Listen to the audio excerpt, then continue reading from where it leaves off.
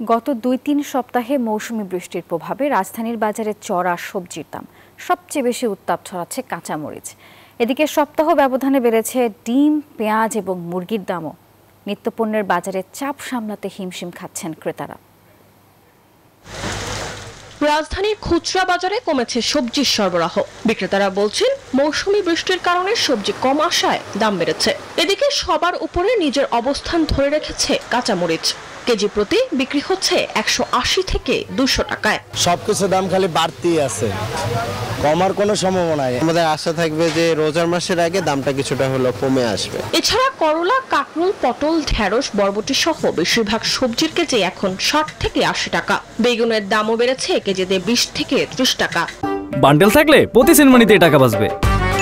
বিকাশ send money bundle কিনে জিতুন প্রতি লেনদেনে। বর্ষার কারণে দাম বেড়ে যেতে পারে, এটাই তাদের একমাত্র এক্সকিউজ।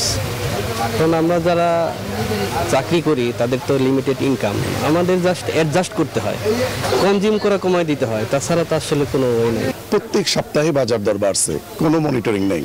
আমার মনে হয় যে এখানে মনিটরিং করলে অনেকটা আমরা শান্তি পাবো। সবজির পাশাপাশি ডিমের দামও বেড়েছে।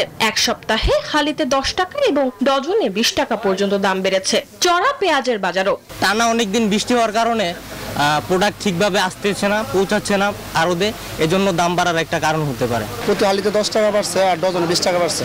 আগে ১২০ টাকা ছিল, ১৪০ টাকা হয়েছে।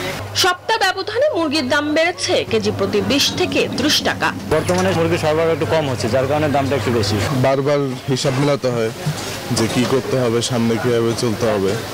এটা তো অনেক আমাদের জন্য, মধ্যবিত্তের জন্য এটা অনেক বেশি কষ্টদায়ক ব্যাপার।